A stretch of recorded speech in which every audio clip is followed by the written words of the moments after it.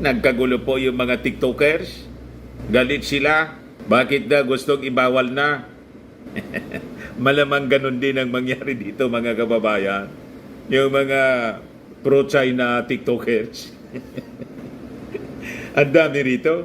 Gumagamit ng TikTok po. Yung mga social media influencers ng mga taga Finta Kingdom. Siguradong ganun din ang gagawin po. Magpo-protesta sila. Sama na ninyo dyan sa Maisog Rally.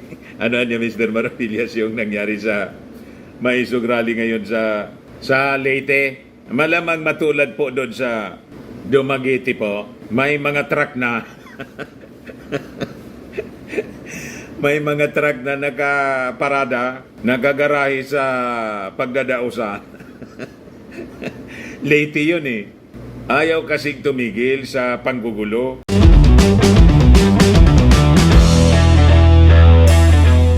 Ito naman po yung bago naming product na binibenta online. iGlow Serum Whitening po siya. Tingnan ninyo yung epekto sa aking anak na architect before and now. Yung mga inquiries po ninyo, dumiretso na lang kayo sa kanyang Facebook account, Riz Maravillas. Paano na yan mga TikTokers? Bakit niya, Mr. Maravillas? Ibabawal na po dito sa Pilipinas yung TikTok. Paano na niya, Mr. Maravillas niyan, yung mga mahilig sa TikTok? Di wala, kasi may proposal po dito.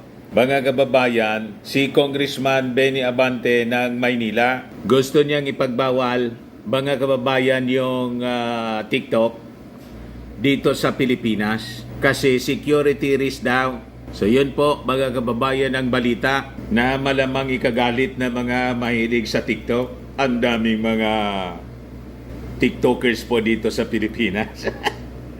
Diba niya, Mr. Maravillas? Pati kayo po, may TikTok account ka rin.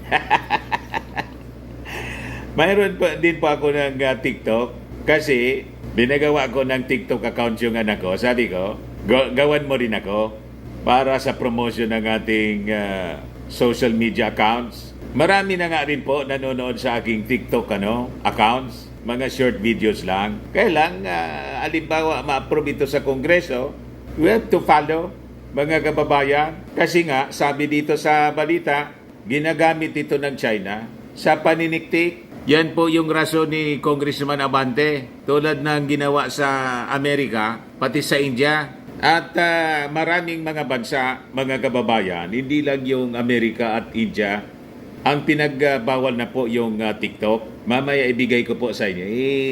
Unahin muna natin itong kwento rito. So sabi dyan, naghain ng panukala si Congressman Abante ng Maynila na ipagbawal na sa bansa ang social media app na TikTok na pag-ari ng ByteDance na isang China-based company. Halo-halo pala ang investors ng ByteDance.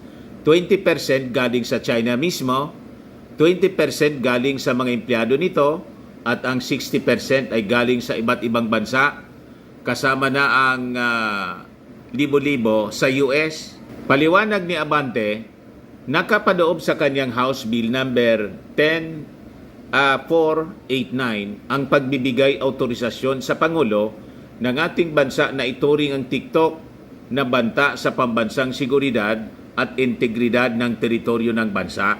Yon, mga kababayan, ang rason. Ano ang base, mga kababayan, dito? Sabi dito, ayon sa mambabatas, nababahala na siya na ang sikat na TikTok nang hihingi ng mga sensitibong detalye na nagagamit ng gobyerno ng China para mang-impluensya ng opinyon ng publiko. Pang-brainwashing po, mga kababayan, sa propaganda ng Chinese government. Sinabi nito na maaring gamitin ng China ang TikTok para magpakalat ng mga maling impormasyon. Ito anya ang dahilan kaya't ipinagbawal na rin ito sa US, India, at India ang TikTok. So yun, mga kababayan, ang paliwanag ni Congressman Abante. So sabi niya, ang tunay na anyang layon ng kanyang panukala ay mapigilan ng gobyerno ang paggamit ng mga apps ng ibang bansa para pagbantaan ng Pilipinas.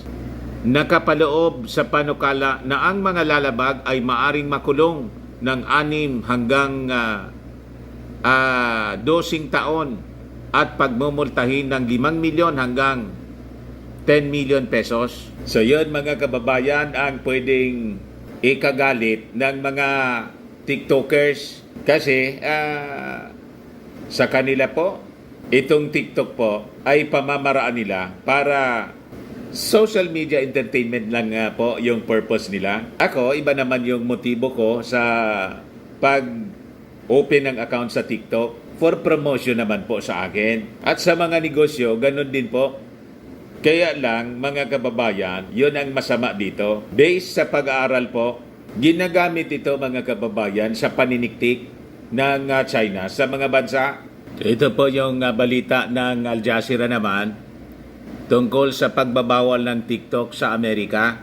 Sabi diyan, US House passes bill that would ban TikTok amid national security concerns. Kontra po yung mga TikTokers sa Amerika. Oh.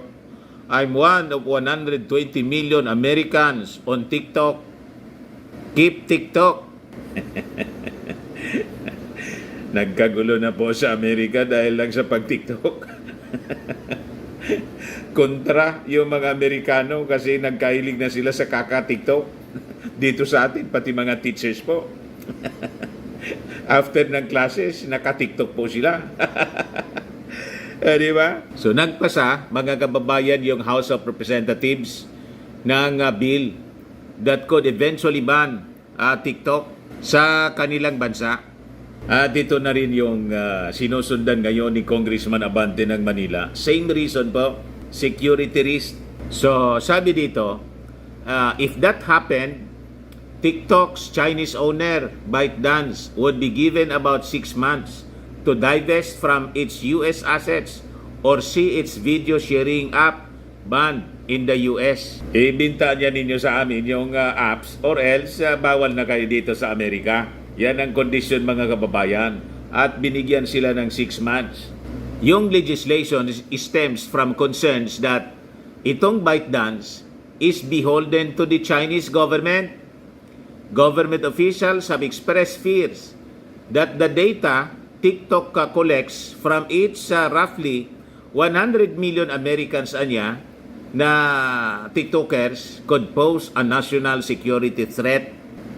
Recent national security laws na ipinasa ng China which can compel organizations to assist with intelligence gathering have further buoyed those concerns. Kaya naman pala, may batas yung China na yung ganitong mga organization, tech organization, kailangang mag-share at tumulong po mag-assist sa intelligence gathering. So magagamit talaga po. Pero po, yung ByteDance nag-deny. Sabi nila na independent sila. They operate independently sa Chinese government. Because of the ban, bumanat si Chinese Foreign Ministry spokesperson Wang Wenbin. Ang sistema niya ninyo, pang bandido. Ang sistema niya ninyo, dyan sa Amerika, ang logic ninyo, pang bandido. Madaling sabi, gusto lang niya ninyong agawin yung apps sa amin, sa Chinese company. Gusto ninyo, inyo. Ganon mga kababayan. So sabi rito sa balita, in advance of the House vote, a top national security officials in the Biden administration held a closed-door briefing with legislators to discuss TikTok and its national security implications. Meanwhile, both Republican and Democratic legislators reported a flood of calls from TikTok users in opposition to the legislation. Nagkagulo po yung mga TikTokers. Galit sila. Bakit na gustong ibawal na? Malamang ganun din ang mangyari dito mga kababayan. Yung mga pro-China TikTokers. Ang dami rito. Gumagamit ng TikTok po. Yung mga social media influencers ng mga taga Finta Kingdom. Siguradong ganun din ang gagawin po. Magpo-protesta sila.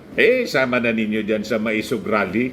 Ano niya, Mr. Maravillas, yung nangyari sa maisog rally ngayon sa Leyte. Malamang matulad po doon sa Dumaguete po, may mga truck na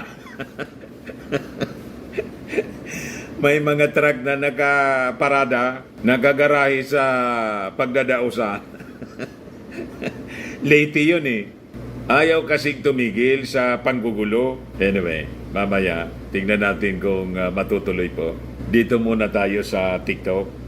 So as a result, mga kababayan, ng pagbabawal sa Amerika ng TikTok, nag-alsa yung mga TikTokers po. You see? Sabi diyan, several TikTok supporters including prominent content creators on the platform gathered in front of the US Capitol in advance of the vote. The company also issued a statement opposing the vote. Ngayon, mga kababayan, hindi lang yung Amerika, pati yung India, in other countries, tingnan natin dito, yung mga bansa, mga kababayan, na sumunod na rin sa pagbabawal sa paggamit sa operations nitong TikTok po kasi ginagamit po ng China sa pang-ispeya. Ayan po. Anong mga bansa ang binawal po ang TikTok? Sabi dyan, a growing list of nations in government bodies are taking action against the app. TikTok is facing an increasing limits and bans on a global scale. Ayan po yung mga bansa, Afghanistan. Ang rason, mga kababayan ng Taliban na government, hindi niya consistent sa kanilang Islamic laws. Sa Australia, binawal din siya from all federal government-owned devices, citing security concerns raised by the Department of Home Affairs Attorney General Mark Dreyfus said the ban would be imposed as soon as practicable. At dito sa atin, yata may pagbabawal na rin po sa mga sundalo at mga kapulisan na magamit po ng TikTok apps. Nabasa natin yung ganong balita several weeks ago. Sa Belgium po, bawal din ang paggamit ng mga government officials. Sabi ng kanilang Prime Minister na si Alexander De Croo, we cannot be naive, anya. TikTok is a Chinese company that currently is mandated to cooperate with Chinese intelligence services. Talagang delikado po, mga kababayan. Sa Canada, ganun din po. Bawal sa lahat ng government mobile devices. It is because of unacceptable level of risk to privacy and security. Ganon din mga kababayan sa Denmark, related to security considerations din po. Sa India, ganon din po. Nationwide yung ban sa India at kasama, hindi lang TikTok, kasama yung 58 other Chinese apps for engaging in activities which is prejudicial to sovereignty and integrity of India, defense of India, security of state, and public order. Maging sa Nepal, mga kababayan, for disrupting social harmony. Yan ang rason, mga kababayan, disrupting social harmony, nakakagulo sa kanila. Dito nga po, sige na lang ang TikTok, pati ng mga teachers. Hindi naman na maintindihan, mga kababayan. Pati mga matatanda ng teachers po, nagbabiral sa TikTok. Pati yung mga pangbabas po sa mga mag-aaral. Pinapagalitan yung mag-aaral, nagbabiral po sa TikTok. Ito po, yung teacher. Kasi yung teacher na nag-viral sa social media, Kong Mix, malayong-malayo siya sa pagti-TikTok mo. Medyo napakasakit talaga nung sinabi ng teacher at hindi ko maintindihan ang context kung bakit siya napadpad sa social media. Para sa akin, napaka-sakit nung mga salita niya, pananalita niya, napaka-uncalled for bilang isang guro. Bilang isang guro, dapat nag-practice talaga siya ng self-control. Kita niya. Dapat huminga muna siya ng malalim kahit ano pa yung ginawa ng mga estudyante sa kanya. bilang guro na ginagala. Pinatawad dito ni Inday. Dapat hindi siya talaga nagwala. At binigyan naman Nagwawala siya sa po sa pagkakaalam TikTok? po ng DepEd ng 3 araw para magpaliwanag. Siguro antayin na lang natin yung napakaganda niyang paliwanag. Kasi matindi talaga yung mga pinagsasasabi ng guro na nag-viral.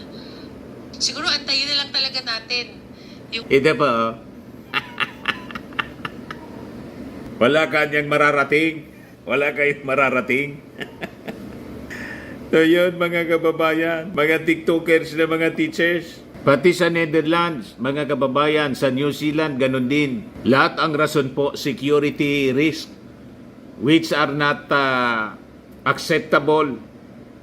Sa Norway, sa Somalia, sabi dyan, Somalia banned TikTok over concerns of terror-related content.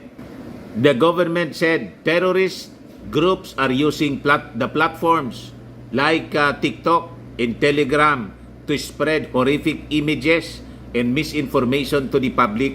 Sa Taiwan, ganun din po.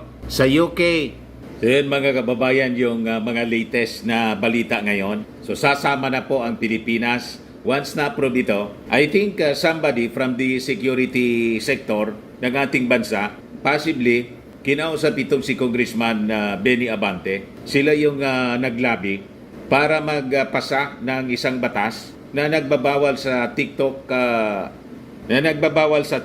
na makapag-operate mga kababayan dito sa ating bansa. Magamit sa propaganda, brainwashing ng mga mamamayang Filipino.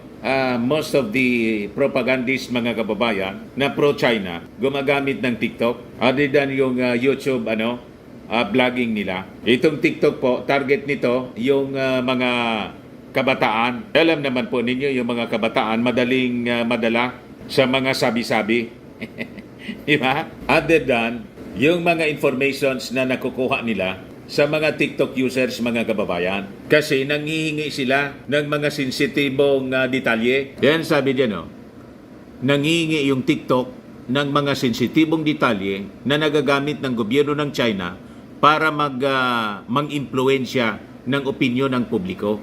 Nilalaso nila mga kababayan ang isipan ng mga mamamayan para kumampi sa kanila. Propaganda warfare tool yung TikTok ng China. Infowar, war on information. Ayan man lang po mga kababayan. Ako po si Dante Maravillas. Bye-bye. God bless.